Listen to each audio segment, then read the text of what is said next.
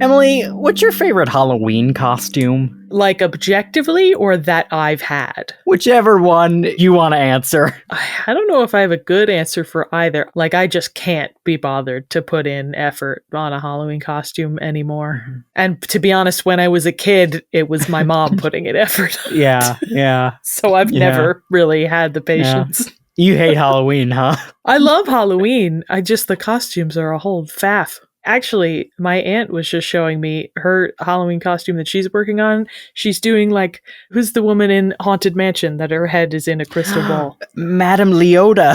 Yes. I hate that I know her name. I mean, I should have because I heard it 10 seconds ago. Welcome to Butter No Parsnips. Every week on Butter No Parsnips, your hosts Kyle Imperator and Emily Moyers take you on an adventure through the weird, wacky, wonderful, and sometimes even wicked world of one wayside word. Strange characters, delightful bits, and general joyousness abound. Join them as they test each other's etymological expertise.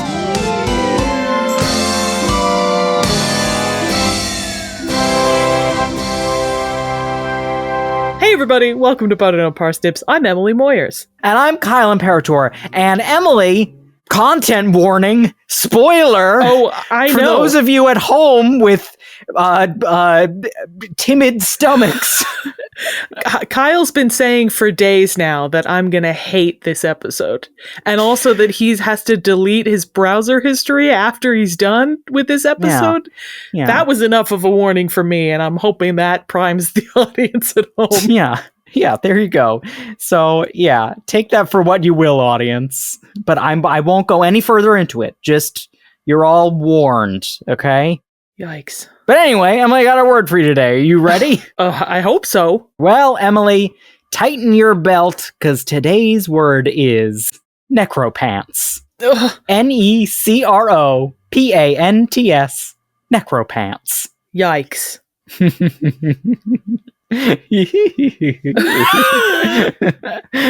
Don't laugh like Scooby-Doo. Okay, so I'm assuming the necro is necro. Is the pants? You got necro and you got pants and you put them together and you get a word, Emily. You're on the right track. Yikes. Okay, here's a good follow-up. Is the pants as in the American sense of pants or as in the British sense of pants? Because in America, pants are what goes on your legs, and in Britain, pants are what goes underneath that. Sure. Okay. Yes. Then in that case, it is the American sense of pants. That's a relief, at least.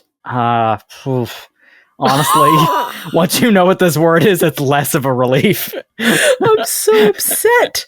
Okay, so necro is it just dead or is it like undead specifically?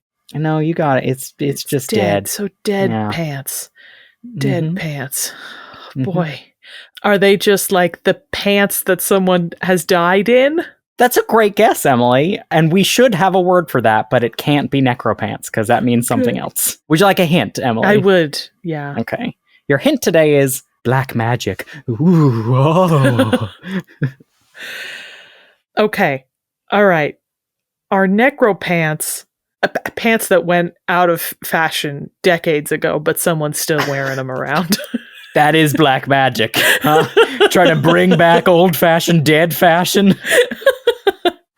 That's the best I got, Kyle. I'm trying to think of something rancid that necropants could mean, and I can't. Emily, unfortunately, you didn't go rancid enough. Are you ready for the definition of necropants? Hit me. Emily, necropants are a pair of pants made from the skin of the lower half of a dead man, used by Icelandic sorcerers to obtain money. Every extra clause in that sentence made it worse. These are Buffalo Bill pants. What are Buffalo Bill pants? Oh, you've never seen that movie. We should watch Silence of the Lambs this Halloween season. We should. So for those of you at home who've watched Silence of the Lambs, that's for you. Take note. Oh, Kyle, I mean, I don't want to say tell me more about this word, but it's what we have to do right now. We have to. And everybody at home is now like, well, how is he going to talk about this for 30 minutes? And boy, am I. Boy, howdy. We can't stop it. We can't stop it. So, Emily, you got it right. You got both parts of the word right. Necro is a prefix, which means death or dead tissue. Comes from the ancient Greek word nekros, meaning dead, a dead body, corpse, or one who is dead or dying person. All of those things.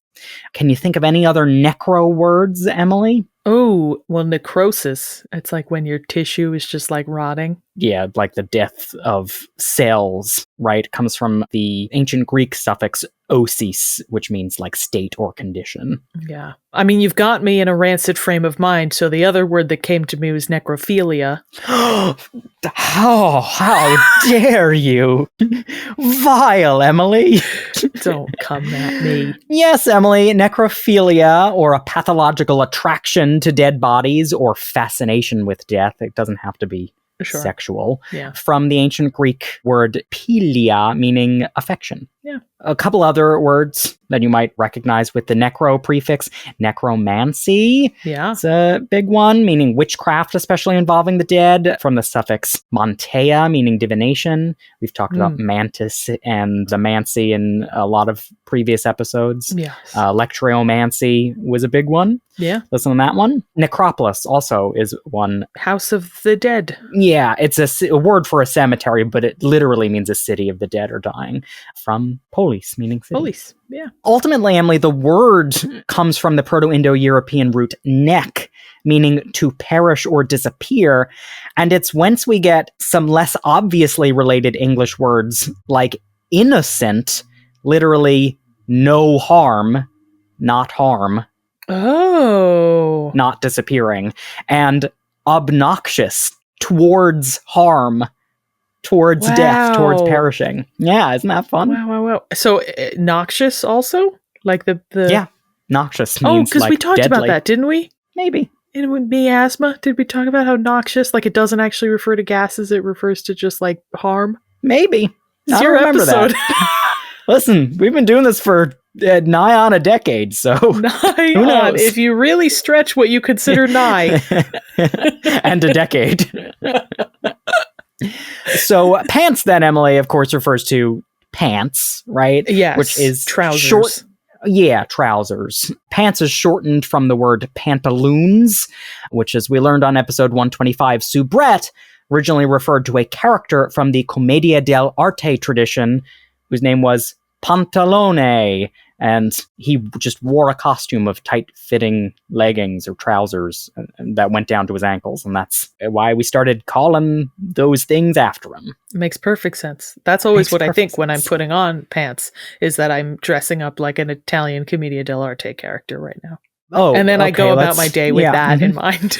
with that attitude. That mindset. Yeah. But by all counts and figures, Emily, necropants seems to be a calque, that is a word-for-word translation, from the Icelandic words nábuktur or nábrok, both from the Icelandic word náuh, meaning a dead or lifeless body or human corpse. The former, nábuktur, comes from the Icelandic buktur, meaning pants or trousers, from Middle Low German Buchhose, like buck hose is how it's written, which originally referred to goatskin pants. Sure. Hose, like pantyhose. Like pantyhose, yeah. The latter, meanwhile, comes from Icelandic brok, meaning pants or trousers as well. But that word is probably related to the English breech or breeches from the Proto-Indo-European breg, meaning to break. Oh. And that's where we get break from as well, I guess, because breeches have a break down the middle. Your torso breaks in half to form your legs. It's because mermaids had to break their tail to get into pants. To get into pants. Yeah. But anyway, let's talk about these pants, okay? So necropants have only recently come into the limelight, mostly thanks to what? First of all, I love the idea that this is a recent phenom, but also I like the idea of them coming into the limelight. Like now I'm imagining just like two bodiless, like skin pants, like like the New York dance. Yeah, they're taking over, and oh Mary, they're gonna play Mary a Todd Lincoln. It's gonna be a great number. No, so they only recently have like become a pop culture phenomenon, mostly thanks to the Museum of Icelandic Witchcraft and Sorcery. That's a good museum. It's a good museum. It was founded in the year 2000, so it's a pretty recent creation for the museum. Yeah. But this museum includes, amongst many other exhibitions, their grisly Necropants replica, which I'll send you over an image, Emily, that I'd love for you to describe to the audience.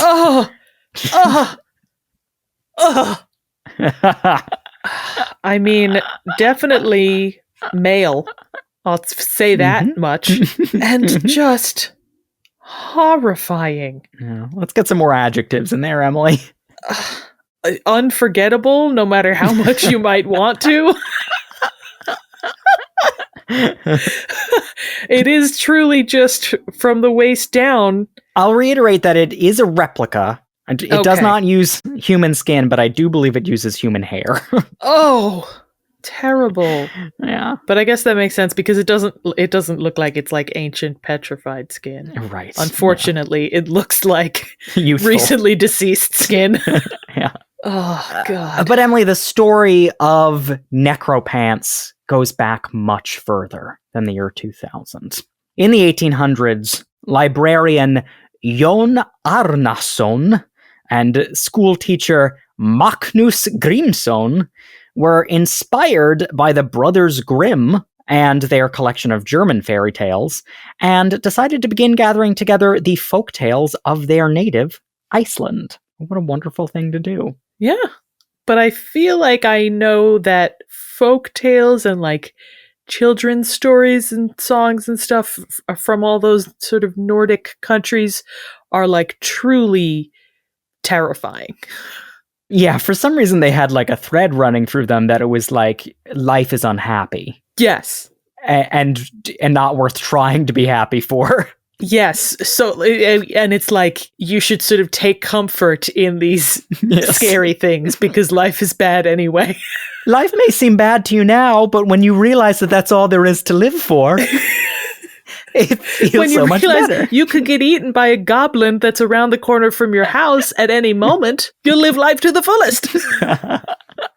So the pair was too poor to travel themselves, so they began instead sending letters out to former pupils to collect their stories. And it culminated in a work that assembled both, quote, folk legends believed to be true by tellers and hearers alike, and wonder tales or fairy tales told as entertaining fantasies. The book actually compiles these all in a bunch of different sections. The section that the Necropants stories told in is in a section specifically about like tales of magic, like witch stories. Sure. It's unclear what that means, if that was like believed to be true or not, but bad either way, because either it means this is true, which is bad, or it means someone thought of it to make it up, which is bad. To make it up, which is also... Honestly, I don't know which is worse. I don't know either. And the worst part is, one of their former, like, school students was like, yeah, I'm going to tell my teacher this. You know what you gotta put in the book? Yeah. Dead skin pants. It was my favorite. My mother would tell me the story to rock me to sleep at night. Which, by the way, I should say, they're called pants, but it's worth noting for those not looking at the picture that I've been sent, there are full feet on it. Yeah, there are full feet on it. They're more like hosen, they're later hosen. Yeah, that's a great way to improve this mental image for everyone. They could be part of your sexy Halloween costume, Instead of fishnet stockings, put on some Necropants. Some Necropants with shriveled up genitals hanging out. Yeah. So here's the story, Emily. According to an 1866 English edition of the work, the story of the Necropants is as follows. When a man wishes to get riches, at once vast and inexhaustible, and always waxing during his lifetime, he must do his best to get hold of the so-called devil's pair of drawers, also called money trousers and dead man's pantaloons. Yeah, you gotta get those if you want to be rich. Clearly, this skin sack for your legs will do the trick. It's the first place my mind goes to as a get-rich-quick scheme. Yeah.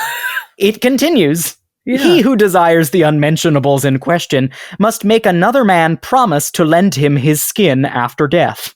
Lend, and you ask him? You get permission? You have to get, a part of it is you have to get permission. Very progressive. I guess that improves it a little bit. Because Yeah. I was imagining this was all, like a murder was part of this operation. No, and you can't, like, you have to wait until he dies. Like, it's not Okay. like, oh, then kill him. It just, all right, thanks, bud. It's like, when you're kids and you're like, if we're not married by 30, we'll marry each other. I was going to say it's like donating organs, but sure, Kyle. Well, yeah, or that too. Yeah, that too. So, Emily, once he has dug up and flayed his friend, quote, from the waist downwards, taking care not to split the skin, he must immediately put the skin on, quote, which will cling to his flesh until he induces someone else to consent to wear the same ghastly pantaloons. So you can't take them off. Once you put them on, they're on forever. Can't take them off until someone agrees to take this curse from you. Yeah. Again, like very, very progressive. A lot of consent in this ritual in Iceland. Yeah. Unfortunately, though, Emily, the newly acquired leggings are, quote, useless until the owner, quote, steals a coin from some destitute widow, after which the drawers will draw to them silver and gold out of living people's purses and pockets, so that the owner's pouch is never empty. Interesting how that's the part where there is no permission involved. Is the stealing the money. from destitute Yeah. women is the time when we don't want to Destitute. ask. Emily, destitute, widowed women. Yeah. They don't need Well, the okay. money. I didn't feel the need to like frame her life in terms of her husband, Kyle. Iceland did. I want to clarify here, Emily, that it says that the owner's pouch will never be empty. When it says pouch, Yeah. pouch is a euphemism for scrotal area because the coins appear underneath the groin. They're groin coins. I was going to essentially. make that joke, but now it's real and I'm upset. Groin coins, yeah. So, progressive. We got to get out of here. Well, Emily, here's the catch. If you die in the Necropants, your soul will be eternally lost, and your body will be covered with infernal vermin. So, you do not want to die in the Necropants. I mean, I think your body will be covered with vermin if you're wearing the Necropants while alive. well, I guess but not infernal vermin, just fernal vermin. Just run of the mill. Yeah, run-of-the-mill vermin. So the only way to remove the pants, Emily, is to convince someone else to put them on, right? Yeah. But in doing so, you have to take your right leg out of the pants. They have to put their right leg in while your left leg is still in the pants. Okay. And then you can take your left leg out and they can put. So it's like kind of like a the pants can never be like without leg in them. Without leg. Yeah. Without leg. They're hungry pants. Can the pants be destroyed? Like a Horcrux sort of? Yeah. Like a Horcrux. Oh, imagine that was one of the Horcruxes. All right, I've got all 6 Horcruxes. I just need to get the Necropants off of Snape. Come get me, Harry. So, Emily, Necropants, the Necropants ritual, falls into a category of Icelandic magic known as Galter, which is a type of magic that involves runes and incantations. You gotta love some Nordic runes, The word Galter has cognates in Middle and Old English Galder and Yealdor, which meant spell, charm, incantation, or magic. And they all come from the Proto-Indo-European root gel, meaning to call, chant, or shout. And this is from where we get words like nightingale, literally night singer. Wow. Yeah, because it is a bird that chirps at night. That's cute. Is that also where we get wind gale? Because it's sort of like wind song? We don't know, but it's a possibility. Sure. It's an option. Yeah. Gale, as a verb in English, can mean to sing or to entertain as well because of this. Very lovely. I like that. But regale, as in to tell a story, isn't from a different, etymology. Wow. Yeah, that's crazy. So the sigils used in the Galter were called galdrastavir, literally magic staves, magic staffs.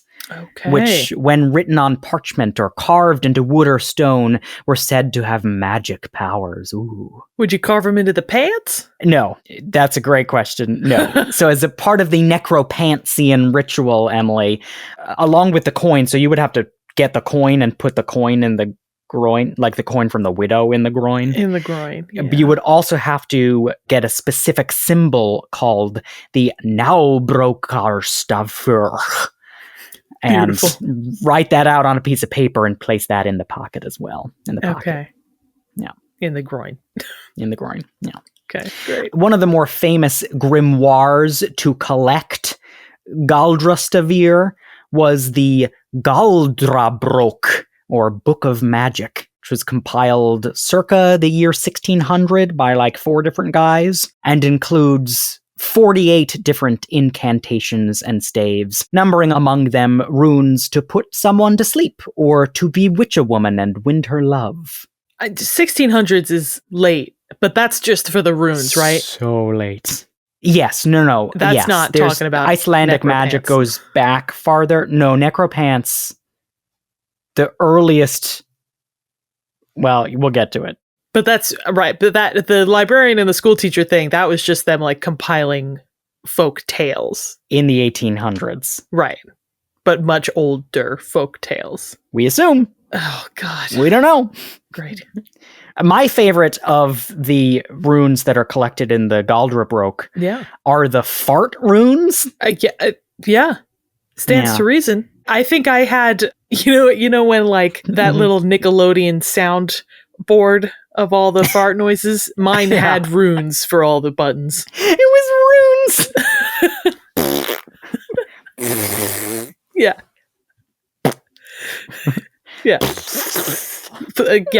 Just another 20 minutes of this, Kyle. Go right ahead. That's the game, Emily, so get prepared. Work your tongue out. So the fart runes, Emily, are described as such, quote, that will plague thy belly with bad and gas, and all of these will plague thy belly with great farting. May it loosen thee from thy place and burst thy guts. May thy farting never stop, neither day or night. Kyle, are those your favorite runes because you live with them day and night? Someone has cast this curse on me, unfortunately. Or fortunately, it depends on your perspective of life. Better out than in. I'm a very pants half full kind of guy. Groin half full. Yeah. More modernly, Emily, the Galdrastavir are mentioned in Iceland's Bell, which is a 1940s epic novel by Icelandic author Halldór Laxness. And it's mentioned in regards to a love-struck character who is swindled into sorcery by the devil, whose name is Pokur for some reason. Ooh, okay. Yeah. I don't think the devil plays into the story at all, other than this man's little introduction. Sure. So we meet this man whose name is Jón Theophilusson. We meet him sobbing while awaiting his execution. He's been caught and tried for sorcery. He's worried that he'll be burned for his crimes. Like, that's what he's concerned about. I mean, it's not the nicest way to go, so... He says, I'd much prefer beheading. It's quicker, for sure. Yeah. I've thought about this loads, because I'm a witch, so, Oh, yeah, I mean, fair. But Theophilusson tells his story to the main character, which involves a magical mishap, stumbling upon his crush and her lover, something about necropants, and then after which the main character stops him and asks him why he didn't just use his infinite money to get him out of his situation. It's like, wait, you said necropants?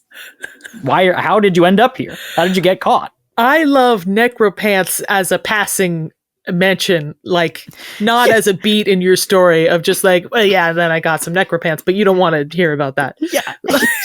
Like, he truly is just like kind of mentions it. And like at the beginning, and he tells this whole story, and the main character's like, wait. Go back to the You Necropants did what to him? Yeah. He gave you permission? Yeah. So, Emily, when the main character asks him about it, the sorcerer responds, I'd gotten hold of the sign of the corpse's breeches, meaning the rune, and had even stolen money from the widow to put in them.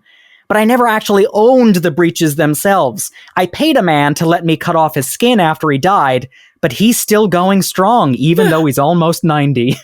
Sucker won't die. Yeah. The main character then replies to him, you'll definitely be burned. And the guy goes right back to sobbing. And that's all that we hear of this man in the book. So funny. Yeah. I ran into him the other day. He was doing a 5K. So out of luck. Emily, one of the only existing stories of someone using the necropants is that of a man named Mensalter Jonsson, the Rich. Excuse my Icelandic pronunciation. The Rich. Yeah. The Rich. The wealthy. He died wealthy in 1799 on the otherwise poor island of Pape, which leads some to refer to the pants as Pape breeches. Sometimes you'll see it as that. Did he die with the pants? Is he cursed forevermore? So there's a lot of like not great sources for this story, that like a lot of it's just rumor, internet speculation. I can't find a lot of the sources are just in Icelandic, so I don't know. Yeah, rough. But the only thing that we can say for certain, some of them insinuate that people were just jealous of him, and so they spread lies about him because he was rich. One of the sources I found stated that his father was Jon Jonsson, the Rich, because he like set up the island, was like the island keeper, like the lighthouse keeper. That's why where he got his wealth from. I don't know. We don't know. I could see it being a rumor because just like, I hate that guy. I bet he's wearing someone else's dick. Yep. That's what Mensalter would do. That's what Mensalter would do. The only like scholarly-ish contemporary accounts of him that I could find claim for him to have vanished at sea in a sudden squall because he could not bear to part with them. Part with the pants? Yeah. Oh, see, I feel like I could bear to part with those pants. Yeah, absolutely. So the appearance of the word necropants is tied seemingly directly to the Museum of Witchcraft and Sorcery. It's either from them coming up with an English translation for their gruesome exhibit, or tour guides having come up with an English translation. It's hard because it's the early 2000s. Internet Archive, the Wayback Machine, doesn't have their website from that far, but 2004 is the earliest I could find it in a tour guide, at least. But sorcerer Sigurður Atlason, the museum's founder. I'm sorry, you said he is a sorcerer? You said what now, Emily? You sort of glazed over quickly that you introduced this man as a sorcerer. Yeah, sorcerer. Yeah, you heard me right. Okay. Who better to set up a witchcraft museum than a sorcerer? So this wasn't a museum set up with the intent of, look how crazy this was. This was a museum set up with the intent of, this is my history. From what I could find, the town wanted to get tourism up. Yeah, and they said, we'll reach out to our kooky sorcerer. They put it out to a poll to the town, and this is what the town decided on would be the subject of their museum. No one voted except him. Yeah, I guess. But so Atlason was often asked about the legitimacy of the display of the necropants, and he would respond, unfortunately, necropants have only ever existed in local folk legends. Oh, heartbreaking news, honestly, truly. I would say that's fortunate. Fortunate, possibly. Some people would say that, yeah. But while necropants may not have been real, the Icelandic legends collected by Arnason and Grímsson have withstood the test of time, and not just in museums. Their stories on Icelandic elves, Emily, may have provided J.R.R. Tolkien the framework for his own conception of elves in his novels set in Middle-earth. Beautiful. Beautiful. Yeah. I mean, it's very cool folklore from up in them parts. It's spooky. Very spooky, but very cool. Now, Emily, it's time for you to crack open your own grimoire and read to us a morbid tale using your new favorite, I assume, word, necropants. Yeah. Yikes. Yikes. It is very prudent to put in one's will that no one, repeat, no one can use your skin to make necropants. That's some free legal advice. Yeah, I disagree with the heart of your sentence, but it's a good use of the word. So thank you for that, Emily. Now, are you still into a game? Perhaps I am always into a game, regardless of subject matter.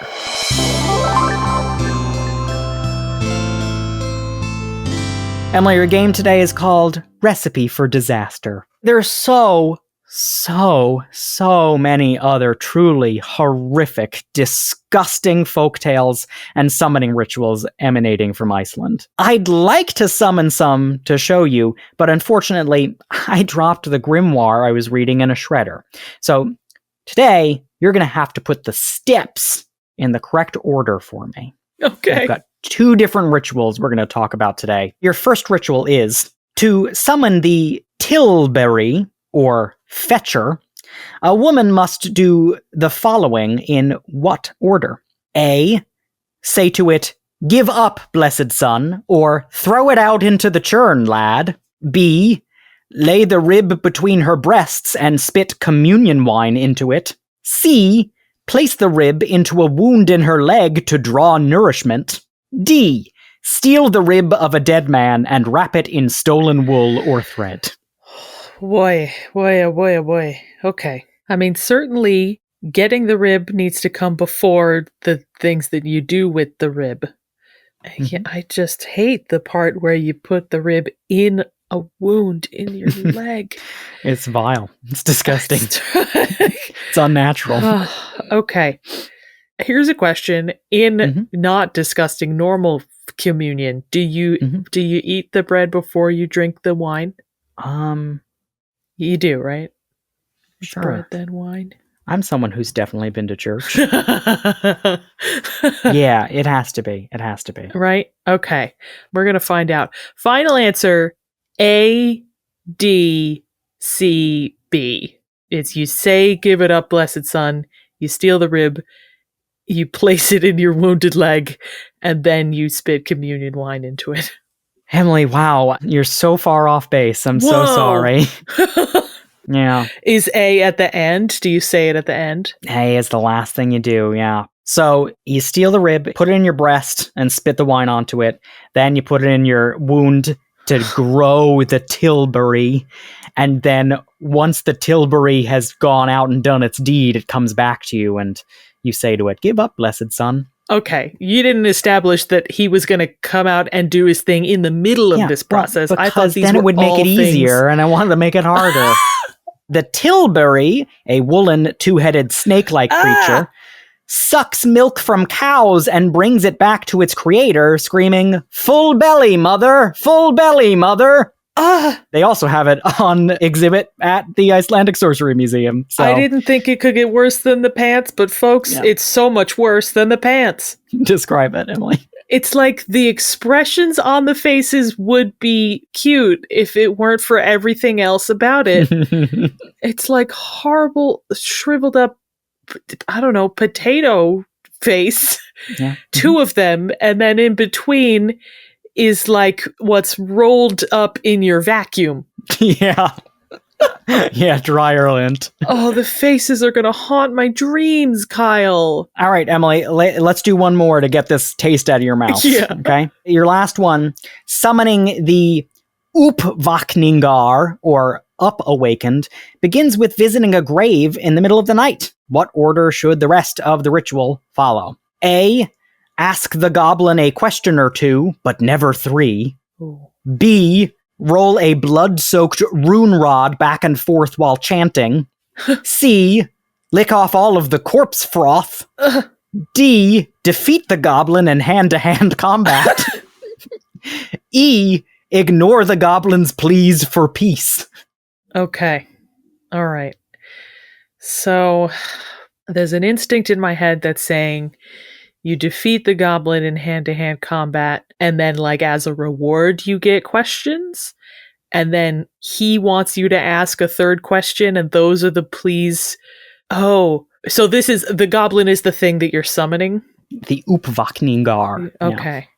I'll help you in saying that goblin in this sense is an old sense of the word, meaning spooky creature. Uppvakningar are basically zombies, and that's what we're referring to with goblin. So I guess I think you start but with the chanting and the blood-soaked rune rod, and then questions, ignore hand-to-hand combat.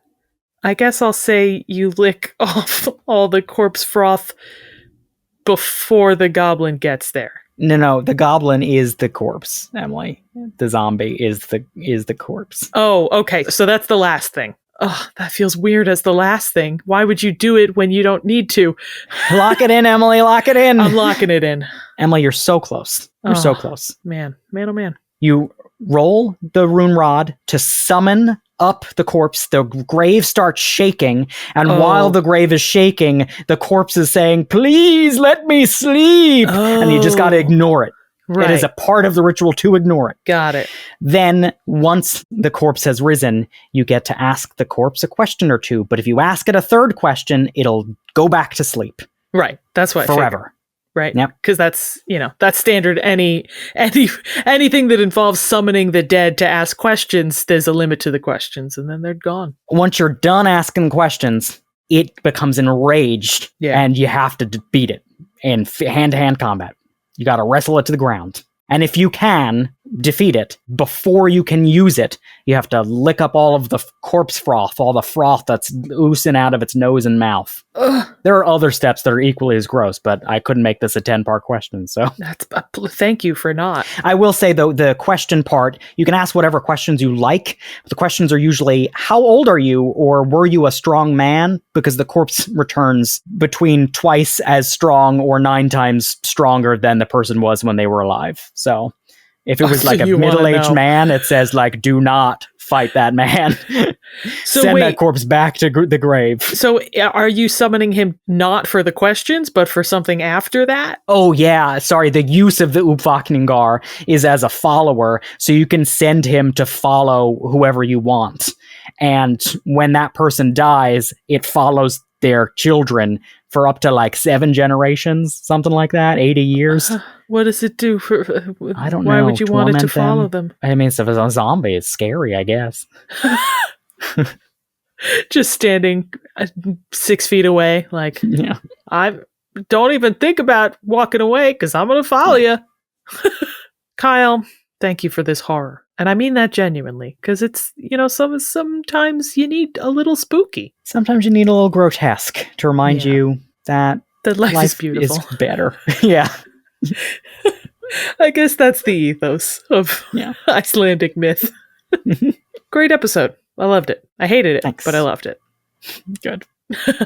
And remember, everybody at home, you can watch us on YouTube at Butter No Parsnips, and you can find Butter No Parsnips on other social media, on Facebook and Instagram at Butter No Parsnips Podcast, and on TikTok at Butter No Parsnips.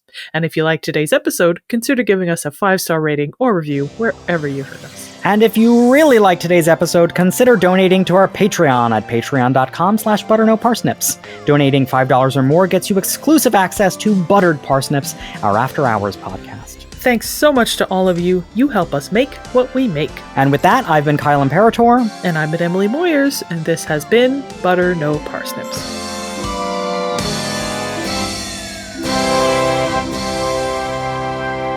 Butter No Parsnips is produced by Seth Glicksman, Emily Moyers, and myself, Kyle Imperator. The main and accompanying themes were composed by Kyle Imperator.